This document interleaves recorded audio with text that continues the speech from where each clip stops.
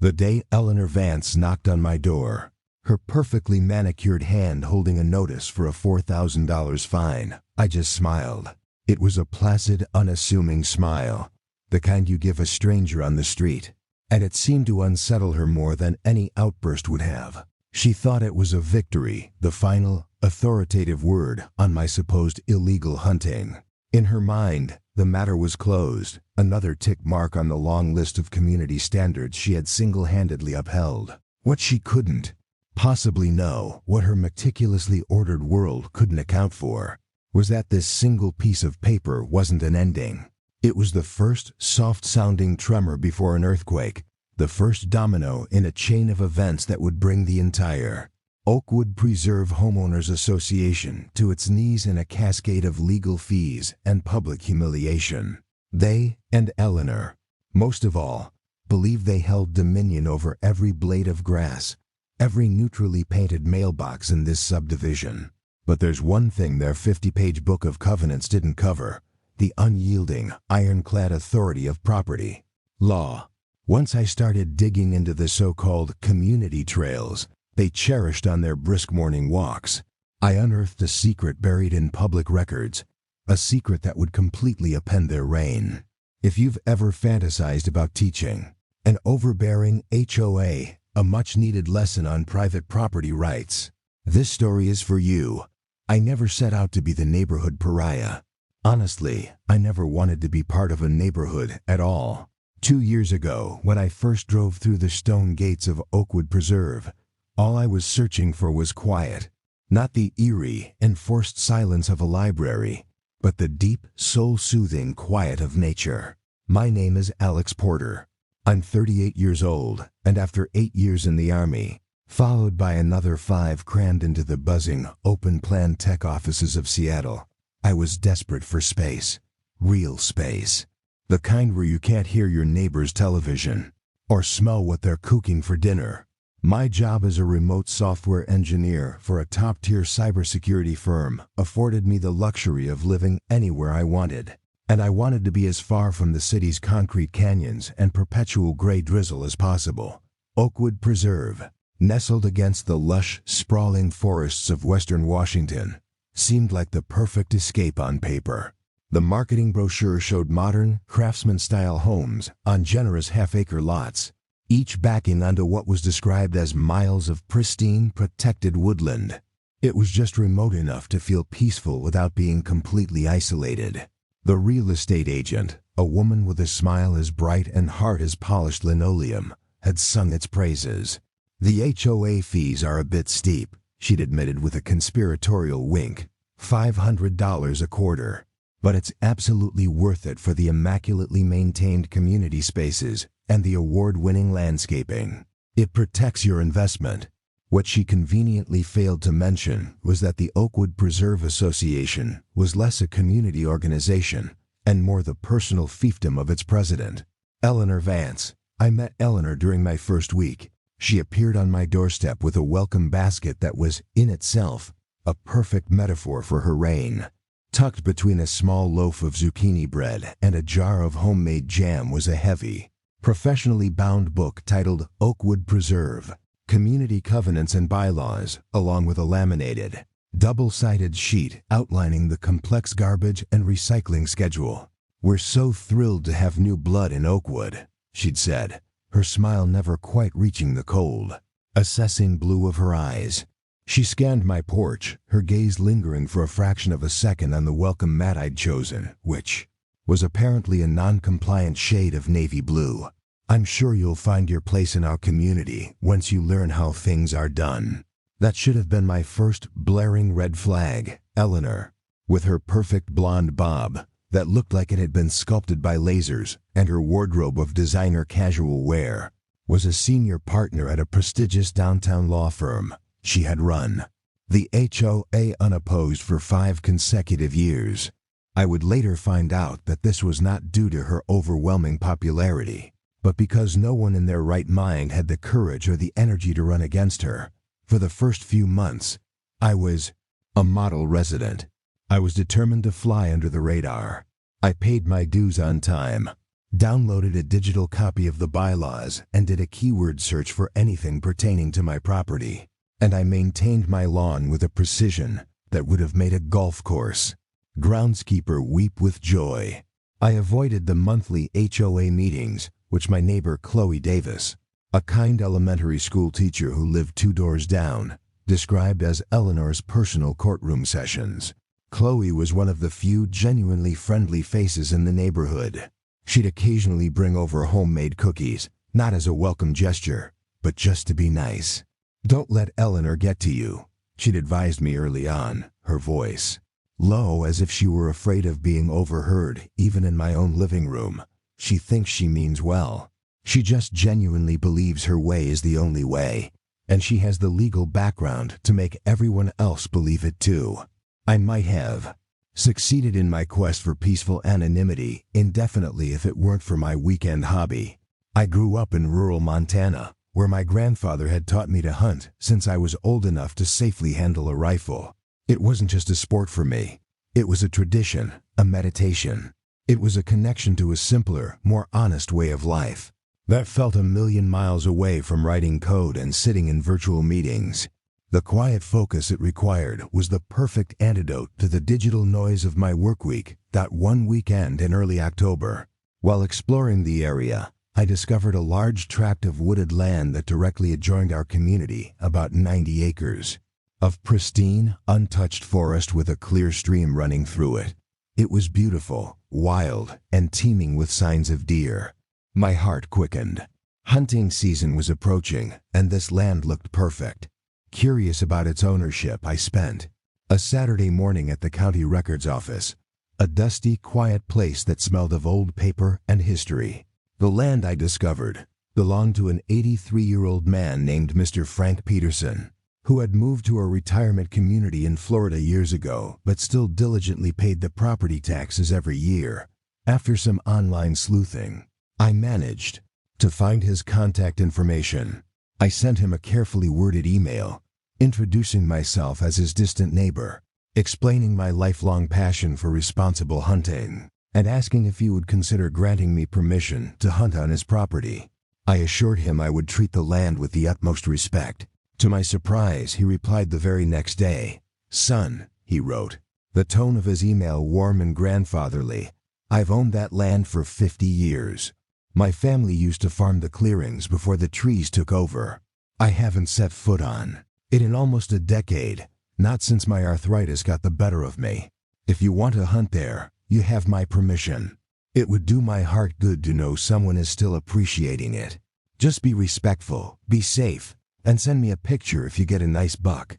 What I didn't realize at the time, and what Mr. Peterson had no way of knowing, was that for years, Eleanor Vance and her loyal followers had been using his land for their morning hiking routine. They had, with an astonishing level of entitlement, carved out their own unofficial trails, placed little wooden benches at scenic spots, and even installed bird feeders.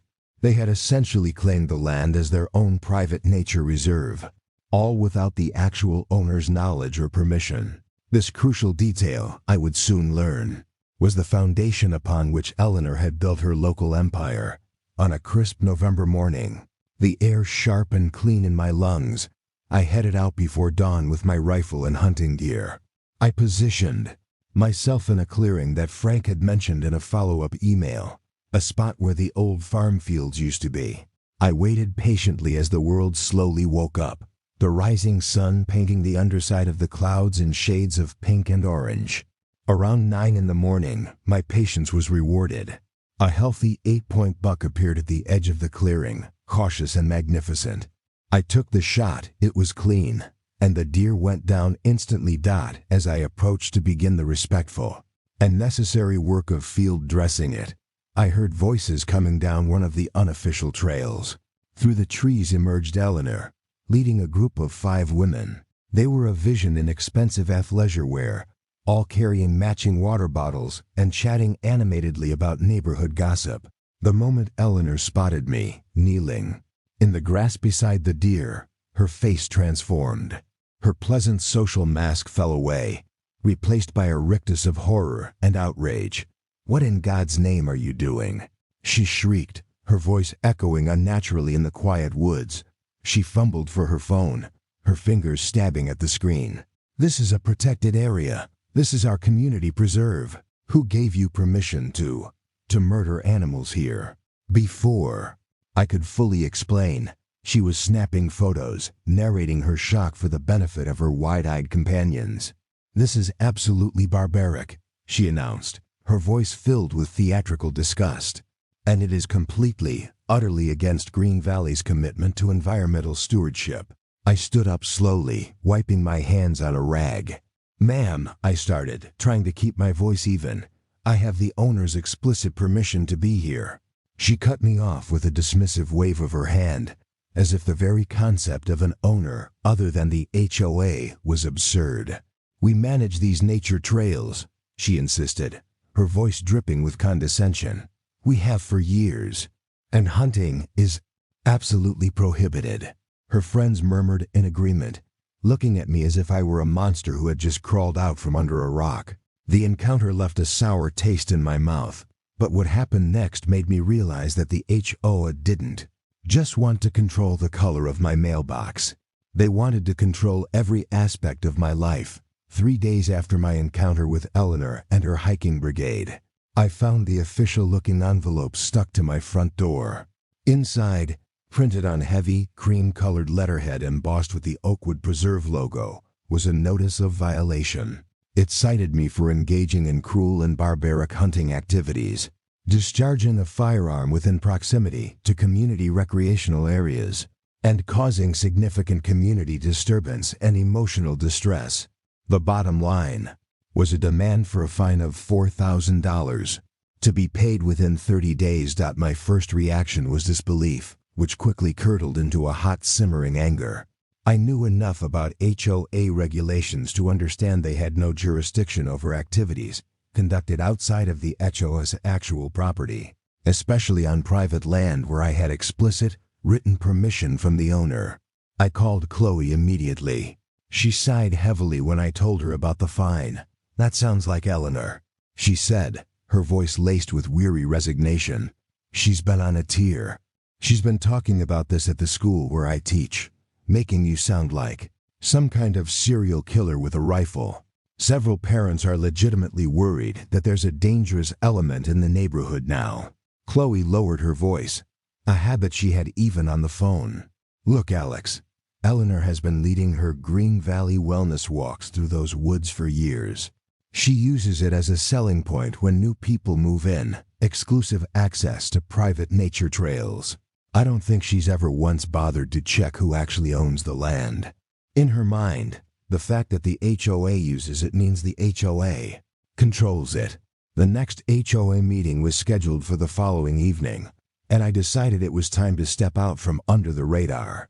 When I arrived at the community center, the small meeting room was unusually full. Word had clearly gotten out. Eleanor sat at the head of the long table, flanked by Marcus Bennett, the 42-year-old vice president who worked for the local government and functioned primarily as Eleanor's sycophantic yes-man, and Richard Cooper, the 55-year-old HOA treasurer, a man who always looked deeply uncomfortable, as if his tie were too tight. I recognized several other neighbors, including Jessica Parker, a woman known for reporting even the most minor HOA violations with a zealous enthusiasm that bordered on pathological. "Ah, Mr. Porter has decided to join us," Eleanor announced, as I took a seat near the back. Her tone was saccharine, but her eyes were like chips of ice. "Perhaps you'd like to explain to the community why you feel it's appropriate to engage in such violent, disturbing activities in our neighborhood nature preserve." The way she framed the question made it clear this was not a discussion. It was a public shaming, a modern-day trial in the stocks. I stood up, holding a folder of documentation I'd meticulously prepared. "I'd be happy to clarify a few things," I said, my voice calm and steady, projecting to the back of the room. "First, I was hunting legally with a valid Washington state hunting permit on private property with the owner's explicit written permission. I walked to the front of the room and placed copies of my hunting license and Frank Peterson's email on the table for the board to see. Second, The land in question is not, nor has it ever been, HOA property. It is not a neighborhood, nature preserve. It is a 90-acre parcel of land privately owned by a man named Mr. Frank Peterson, who lives in Florida. I slid a copy of the county plat map across the table, the boundaries of his property clearly marked. And third, the HOA has absolutely no jurisdiction to issue fines for activities conducted outside of its own legal boundaries. I have reviewed our bylaws thoroughly, and there is nothing that grants the association this authority. The room grew uncomfortably quiet. Richard Cooper, the treasurer, picked up the documents, studying them with a deepening frown. He adjusted his glasses. "He seems to have a point about the jurisdiction, Eleanor," he said cautiously, not looking at her. "If this occurred outside our property lines—" Eleanor cut him off sharply, her voice losing its polite veneer. "That's where you're mistaken, Richard. Those trails have been part of our community's resources for over a decade. We've maintained them, we've improved them, and our residents have enjoyed them as part of their Oakwood experience. Whether some absentee owner in Florida is technically on a deed is irrelevant after so many years of established, continuous use." Marcus Bennett nodded vigorously, jumping in to support her. "Plus, the presence of high-powered firearms so close to our homes represents a serious safety concern for all residents, especially our children." The debate grew heated, with several residents voicing concerns about safety and property values, clearly parroting talking points they'd heard from Eleanor before the meeting. Jessica Parker stood up dramatically. "I moved here because it was peaceful and safe. Now I'm afraid to let my children play in our own yard, knowing there are armed men prowling the woods right behind our house." I tried to interject that hunting season was limited and that I always followed strict safety protocols, but the narrative had already been set. Eventually, Eleanor, seeing the tide of emotion was on her side, played her trump card. She had called Officer Mike Davis, a 45-year-old local police officer who happened to live in the community, to mediate. When he arrived, he professionally reviewed my hunting license and the plat map. "As far as hunting regulations go, he's in compliance," Officer Davis explained to the room. "And if he has permission from the landowner, there's no trespassing issue from a criminal standpoint. This would be a civil matter between the HOA and the property owner." This should have ended the discussion, but Eleanor was undeterred. She thanked the officer for his time and then turned back to the room. "This isn't about legality, Mike," she said, her tone implying he was being naively simplistic. "It's about community standards and the safety of our residents. The HOA board has the authority to enforce those standards, and the fine stands." As the meeting concluded, Eleanor fixed me with a steely gaze. "You have 30 days to pay the fine, Mr. Porter. If you refuse, we will be forced to place a lien on your property and pursue all available legal action." I stood my ground. "I won't be paying a fine that has no legal basis," I replied. "And I suggest the board consult with an actual, impartial real estate attorney before making threats." On my way out, I noticed a brochure on the information table titled "Explore the Oakwood Trails." I picked it up. Inside, I was shocked to see a beautifully drawn map of Frank Peterson's entire 90-acre property, clearly marked with trail names like Bluebird Loop and Vance Vista Point. There was no mention anywhere that it was private land. That night, I called Frank Peterson again to update him on the situation. He sounded tired and frustrated. "I had no idea they were using my land like that," he said, his voice crackling over the line. "I've never given anyone permission to build trails or install benches. The property taxes just keep going up, and I've been thinking about selling anyway. My medical bills are piling up, and honestly, I could use the cash."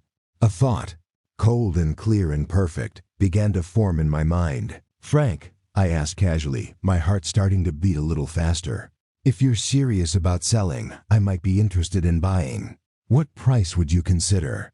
As we discussed the details, I realized I might have found the perfect, most elegant way to turn the tables on Eleanor Vance and her entire self-righteous HOA. That night, as I dug deeper into online public records, researching property ownership, laws and HOA case law, I discovered something that made me gasp. The HOA wasn't just using the land without permission. They were actively planning to transform it. I found permit applications filed by the HOA with the county planning department for the preliminary development of a community nature park on Frank's land. Attached to the applications were architects' renderings showing walking paths, picnic areas, a small playground, and, right at the proposed entrance, a large, chiseled stone sign that read, "The Eleanor Vance Nature Park, a Green Valley Legacy." The sheer, breathtaking audacity of it left me speechless.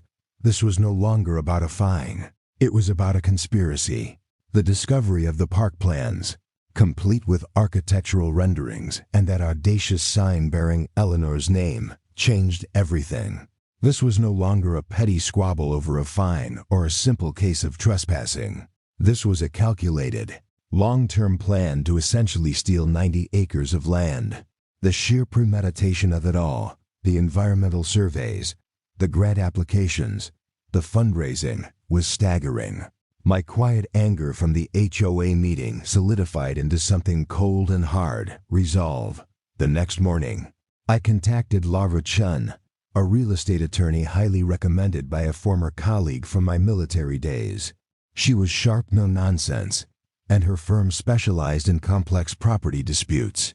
I met her at her downtown office, laying out the entire saga on her polished mahogany conference table: the initial confrontation, the HOA fine, the bylaws, my correspondence with Frank Peterson, the plat maps, and finally, the crown jewel: printouts of the Eleanor Vance Nature Park development applications.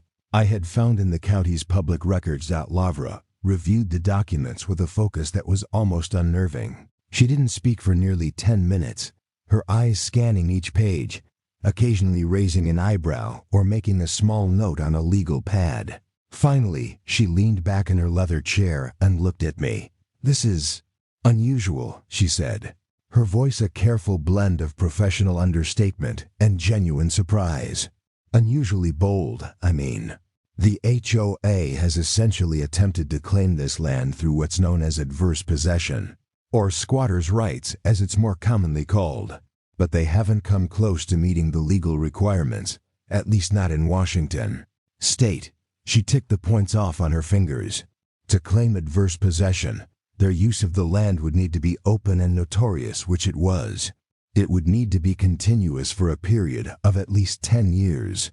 That's debatable, but let's give it to them for the sake of argument. However, it also has to be hostile, meaning without the owner's permission, which is true and exclusive. That's a major hurdle for them. A community group using a trail is rarely considered exclusive use. She paused, tapping a pen on the stack of park applications. But here is their fatal flaw. The single most important element they are missing is that they would need to have paid the property taxes on the land for 7 consecutive years. "You've confirmed that Mr. Peterson has been handling those all along." She shook her head. For a lawyer, Eleanor Vance is being incredibly sloppy. She's relying on bluff and bluster, assuming no one would ever call her on it. "But what about their plans to develop the property?" I asked. Laura's expression hardened. "That goes well beyond casual use. That is a clear, actionable overreach. Planning to build a permanent development, soliciting funds for it, filing permits, all on land they know they don't own. That moves this out of a simple civil dispute and into the territory of potential fraud, especially considering they've been raising money for this specific project." I took a deep breath. "I'm considering purchasing the land myself. I've already spoken with the owner." A slow smile spread across Laura's face. "Now, that would be an interesting solution," she said. "It would be the cleanest, most definitive way to shut this down. Let me help you with the purchase agreement. We need to make sure everything is absolutely airtight, and we need to do it quickly and quietly." While this quiet campaign of legal preparation was underway, a strange and ugly one began in the neighborhood. It was a war of 1,000 paper cuts. My garbage cans would mysteriously remain at the curb long after the collection truck had passed. earning me a violation notice slipped under my door by the next morning. Anonymous, childishly written notes appeared on my car's windshield, with messages like, "Animal killers aren't welcome in Oakwood and go back to the woods." Neighbors who had previously been friendly, offering a wave or a nod, suddenly became intensely interested in their shoes whenever I walked past. The chill was palpable. The pressure wasn't just social. Chloe called me one evening, her voice strained. "Alex, you need to be careful," she said. "I was called into the principal's office today. He said there have been concerns from parents about my association with a controversial figure in the community. He didn't mention Eleanor's name, but he didn't have to. He reminded me that my teaching contract is up for renewal at the end of the year." The threat, though veiled, was sickeningly clear. Eleanor was using her influence to isolate me completely. All the while, I was quietly working with Frank Peterson and Lavra to negotiate the purchase of the 90 acres. Frank, a widower with mounting medical bills and no children to leave the land to, was eager to sell. He initially asked for $800,000, a fair market price, but given his situation and the fact that I was offering a quick, all-cash closing, we eventually settled on $700,000. It was a steep price, representing nearly my entire life savings and a significant chunk of an inheritance from my grandparents. But I didn't see it as just buying land. I considered it an investment in my own peace of mind, a permanent buffer against the tyranny of Eleanor Vance. Lavra, true to her word, expedited the paperwork with remarkable efficiency, and we scheduled the closing for the following week. During this tense period, I received 3 more violation notices from the HOA. One was for the aforementioned garbage can storage. Another was for unauthorized vehicle parking, my own pickup truck in my own driveway, because I had apparently left it there for more than 24 consecutive hours while I was on a short business trip. The third was a second, more threatening reminder about the original hunting violation fine, this time with added late fees. Following Laura's advice, I filed each one away in a growing folder, documenting everything but refusing to engage until we had completed the land purchase. Chloe continued to be my eyes and ears. Eleanor's holding private meetings with certain homeowners. She reported one evening, speaking in a hushed tone from her back porch, "They're planning some kind of big announcement about a new community project. There's a fundraising gala next month. Very exclusive minimum donation of $1,000. She's been particularly friendly with Daniel Thompson from the city council. I think she's trying to secure permits or get some kind of official approval for whatever she's planning." Daniel Thompson was a local politician known for his pro-development stance, and his connection to Eleanor raised further, more serious concerns about the legitimacy of their plans for Frank's land. I also noticed Thomas Vance, Eleanor's husband and an architectural consultant, on the edge of the woods one afternoon. He was with another man, unrolling blueprints and taking measurements with a laser distance meter. The moment he spotted me watching from the edge of my property, he quickly packed up his equipment and left without so much as a nod. His company, Green Vision Consulting, was listed on the park development applications as the primary design firm. Everything pointed to a well-orchestrated, self-dealing plan to essentially appropriate Frank's land for the HOA's purposes, and specifically for Eleanor's ego-driven vanity project. By the end of the week, just 2 days before the scheduled closing, I received another visit. This time, it was Eleanor and Marcus Bennett together. They stood on my porch like a 2-person firing squad. This time, they brought a formal, lawyer-drafted notice of intent to sue if I didn't pay the accumulated fines, which now, with various administrative and late fees, totaled $4,550. "This is your final warning, Alex," Eleanor said, her voice dripping with an artificial condescending concern that made my skin crawl. "We truly don't want to take legal action. It's expensive and unpleasant for everyone, but the community's standards must be upheld. The integrity of Oakwood Preserve is at stake." Marcus stood behind her, arms crossed, trying his best to look intimidating but mainly succeeding at looking like a man who was deeply uncomfortable. The board has unanimously approved pursuing all legal remedies if you continue to refuse cooperation," he added, his voice flat as if he were reading from a script. I nodded politely, keeping my expression neutral. "I understand your position completely. You'll have my definitive response within 48 hours. Eleanor seemed surprised by my sudden, apparent agreeableness, but she recovered quickly. A thin, satisfied smile touched her lips. "I'm glad you're finally seeing reason," she said. "Perhaps you're beginning to understand how we do things here in Oakwood Valley." If only she knew what was coming. The very next day, I sat in Lavra Chun's office and signed the final paperwork for the purchase of Frank Peterson's 90 acres. By that afternoon, the deed, legally recorded with the county, was in my hands. That night, I could hardly sleep, not from anxiety, but from a buzzing, electric anticipation. I knew that when Eleanor knocked on my door the next morning, smugly expecting my capitulation and a check, I had something in my pocket that would leave the entire HOA stunned into a state of utter, bewildered disbelief. At precisely 9 o'clock the next morning, right on schedule, my doorbell rang. I opened it to find Eleanor standing on my porch, immaculately dressed in a crisp blue blazer and white pants, her blonde hair perfectly styled despite a light morning drizzle. Marcus Bennett hovered a step behind her, clutching a leather portfolio that presumably contained their legal threats. "Good morning, Alex," Eleanor said crisply, foregoing any pleasantries. "I assume you've had time to reconsider your position on the HOA violations."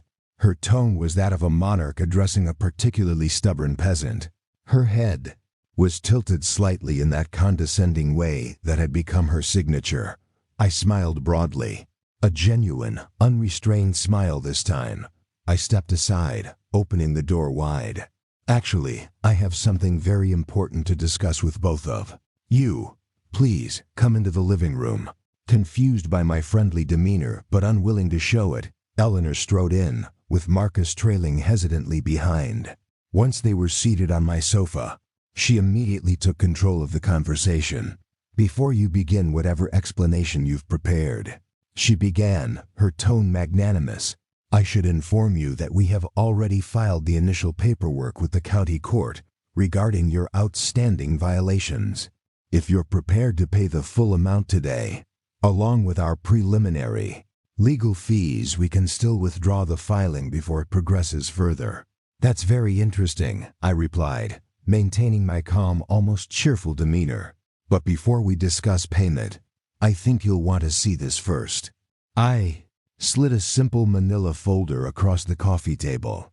Inside was a copy of the newly recorded deed to Frank Peterson's 90 acres, now bearing my name as the sole legal owner, along with a certified survey map clearly showing the property boundaries. As of yesterday afternoon at 3:15 p.m., I announced, my voice even, "I am the sole owner of the property where the alleged hunting violation occurred. Furthermore, I am also now the legal and undisputed owner of all the land where the Oakwood Preserve HOA has been illegally creating trails, installing benches, and planning to build a park without the previous owner's knowledge or permission." The color drained from Eleanor's face. It was a remarkable thing to witness. She snatched the documents from the folder, her hands trembling slightly as she flipped through them frantically.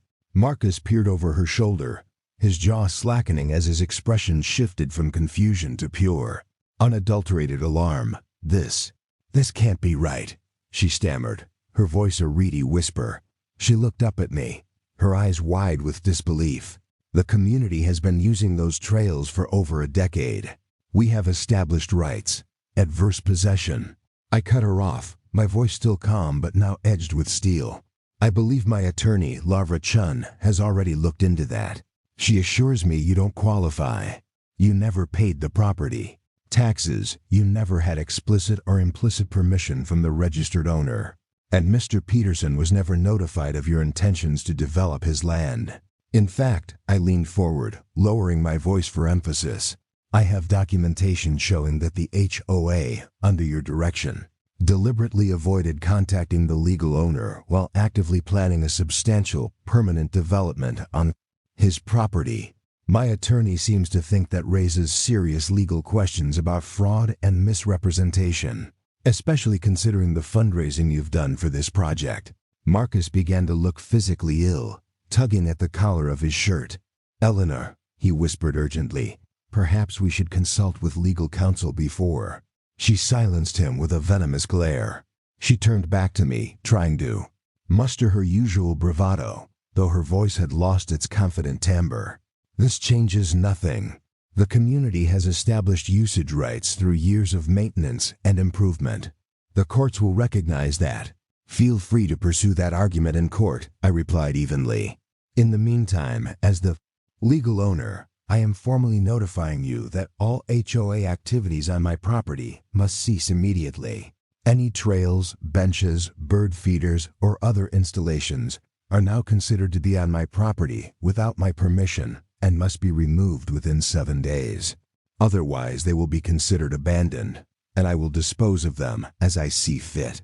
I then added, sliding another document from a separate folder toward them. Further, this is a formal cease and desist letter from my attorney regarding the fraudulent Eleanor Vance Nature Park development plans.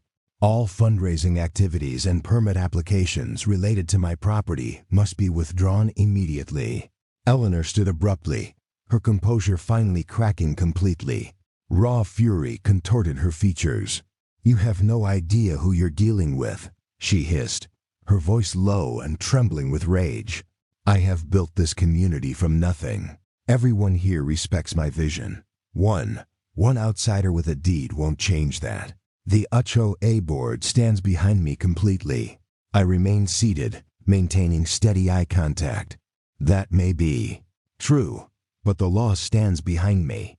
And unlike your HOA rules, actual property law is enforceable by authorities far beyond your control. After they left Eleanor storming out the door, Marcus scurrying after her like a frightened squire, I watched through the window as they hurried across the street to the home of Jessica Parker, the neighborhood watchdog. No doubt, the damage control was already beginning. Within the hour, my phone was buzzing with a text message from Chloe. Emergency, HOA. Meeting called for 7 p.m. tonight. Subject, urgent community land use matter. Everyone's talking. People are saying you bought the hiking land. Eleanor is furious. By the afternoon, I had already ordered 100 custom-printed, heavy-duty aluminum signs. Private property. Wildlife preserve nitrogen monoxide trespassing. Violators will be prosecuted. RCW 9A52.08. I hired a local fencing contractor to begin installing them around the entire perimeter of my new land the very next day. As I prepared to attend the emergency meeting, I knew the battle was just beginning. But for the first time, I felt like I was on solid ground. Just as I was preparing to leave for the emergency meeting that evening, my doorbell rang again. This time, it was a young woman with a reporter's notebook and a look of intense curiosity. Mr. Porter? I'm Emily Chun from the Valley Chronicle, she said, her directness a refreshing change after months of passive-aggressive neighborhood politics. We've received some interesting tips about a dispute between you and the Green Valley HOA. Would you care to comment? I invited her in, explaining the situation from the beginning, carefully avoiding any comments that could be considered defamatory, but laying out the facts I had documented. Emily took detailed notes, her eyes widening at certain revelations. So to be clear, she summarized, you purchased the land legally, and the HOA had been using it without permission, all while planning to build a park named after their president without consulting the actual owner. She shook her head in disbelief. This is going to make quite a story. Just before I left for the meeting, a car I didn't recognize pulled up to my curb. An elderly man got out and approached my house cautiously. He introduced himself as Robert Jackson, a 65-year-old retired accountant who had lived in Green Valley for over 20 years. I need to speak with you privately, he said, glancing nervously over his shoulder. It's about Eleanor and that land you bought. Inside, Robert revealed that he had served on the HOA board years ago when they first discovered the land was privately owned. Eleanor directed us to forget about finding the owner, he confessed, his voice heavy with guilt. She said it would only complicate things and that adverse possession would take care of it eventually. I resigned from the board over it. I told her it wasn't ethical, but she's been running things her way ever since. Robert also hinted at financial irregularities. They've been collecting special assessments for 3 years for a trail improvement fund, substantial amounts. But the financial reports don't fully account for all the money. When I asked questions at a meeting last year, I was told the detailed accounting was confidential due to ongoing negotiations. This new information was a bombshell. What Robert was describing went beyond HOA overreach. It suggested potential financial misconduct. As I thanked him, he gripped my arm. "Be careful," he warned. "Evelyn doesn't lose gracefully." The emergency HOA meeting that evening was exactly the circus I expected. The community center was packed, with residents spilling out into the parking lot. Eleanor stood at the front, her composure restored, though a tightness around her eyes betrayed her anger.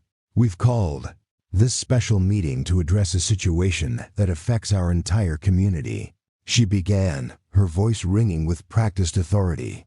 "Mr. Holloway has purchased the land adjacent to our neighborhood land that has served as our beloved nature trails for over a decade. He is now threatening to cut off all access and destroy years of our community's hard work." Murmurs rippled through the crowd as Eleanor continued her carefully crafted narrative, painting me as a selfish outsider who didn't understand community values. When she finished, she turned the floor over to her husband, Trevor, who unveiled glossy, oversized renderings of the proposed Evelyn Richardson Nature Park. He spoke solemnly of the years of planning and fundraising that were now at risk. When I was finally allowed to speak, the atmosphere was decidedly hostile. "I appreciate everyone's concern," I began, my voice level, "but there are some critical facts you should be aware of. First, this land has always been private property. Second, these park plans were developed without any legal right to the property. And third, and most importantly, the fundraising for this project was conducted under what appears to be false pretenses. Since the HOA never had any legal claim to the land." The room erupted. Some residents shouted questions about their donations, while others accused me of trying to destroy the neighborhood.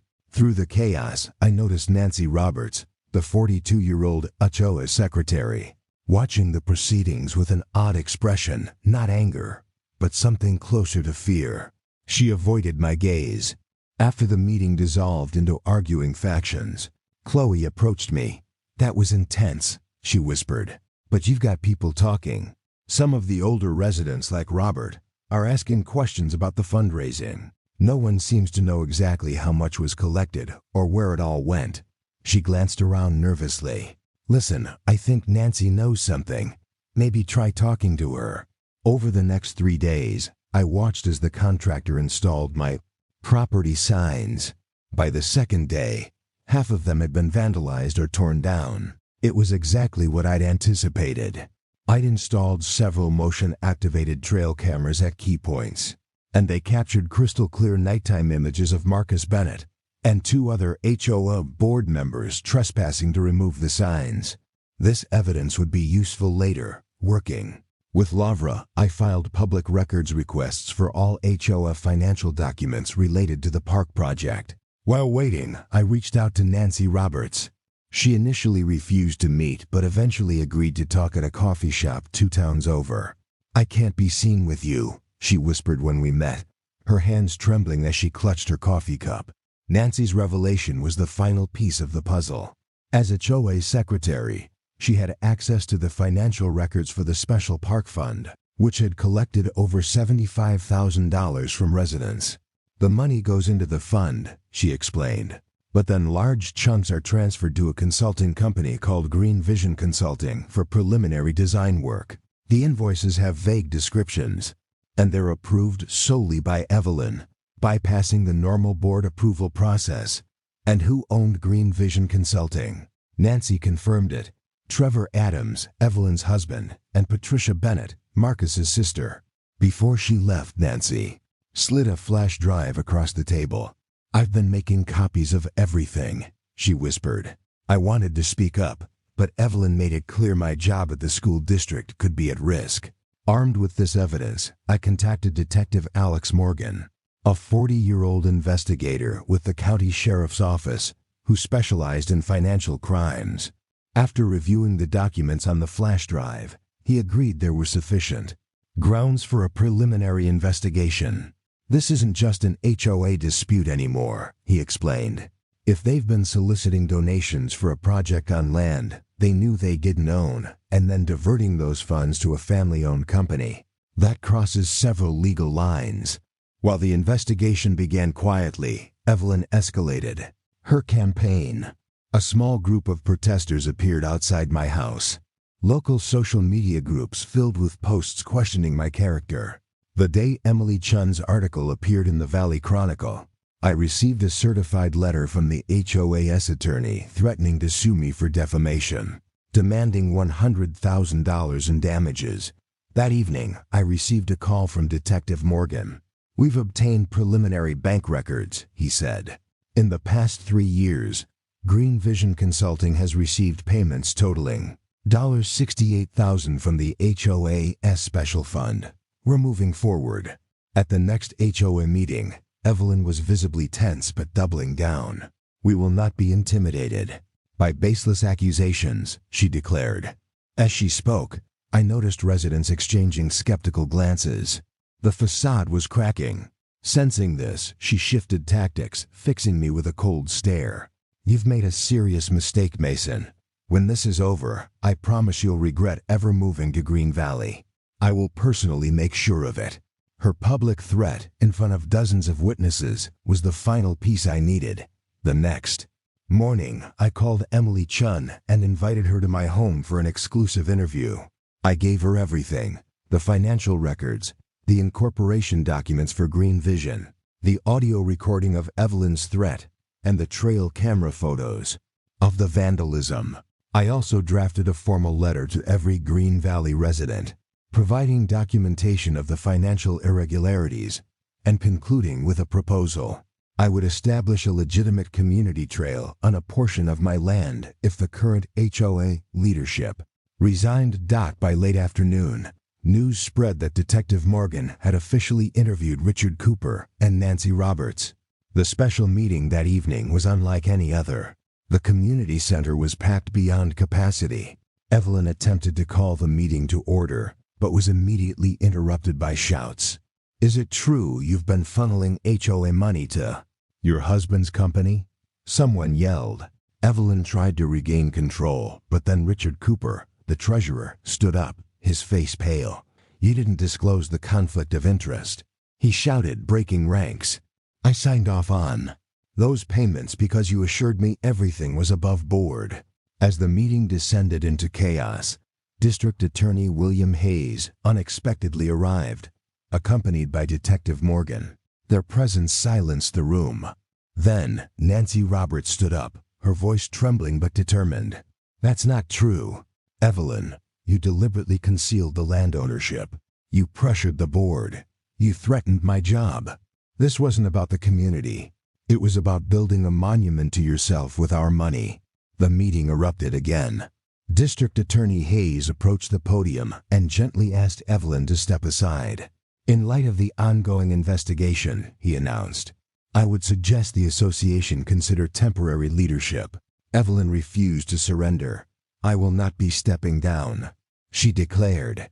With that, she gathered her things and strode out, Trevor and Marcus hurrying after her. That night, I received a text from an unknown number. "Storage unit at Valley. Self-storage, Unit 23, getting emptied tonight." I immediately called Detective Morgan. The next morning, I learned that officers had intercepted Trevor Adams and Patricia Bennett, removing boxes of financial records from the unit. A desperate last attempt to destroy evidence. The final act was almost anticlimactic. Faced with a mountain of evidence, the bank records, the testimony from Nancy and Richard, the files from the storage unit, the day I charged Evelyn, Trevor, Marcus, and Patricia with fraud, embezzlement, and misuse of the HOA funds. The HOA board was disbanded by an emergency vote, and Chloe Johnson was elected interim president. Her first move was to order a full forensic audit and implement new rules for financial transparency. Evelyn and her crew took plea deals to avoid a public trial. Each received probation, suspended sentences, and were ordered to repay over $100,000 to the HOA. They were also banned from managing nonprofits or HOAs for 10 years. A month later, their house went up for sale, and they quietly left Green Valley, their reputations ruined. I kept my word. I worked with the new board to build a beautiful, properly permitted public trail on a 5-acre portion of my land, complete with insurance and conservation guidelines. We named it the Frank Williams Memorial Trail, with a plaque telling his story. The $75,000 that Evelyn's crew paid back, at my suggestion, became a scholarship fund for local high school students studying ethics and leadership. I still hunt on my land, now with the full support of my neighbors. The HOA still exists, but now it works for the people, not against them. And Evelyn?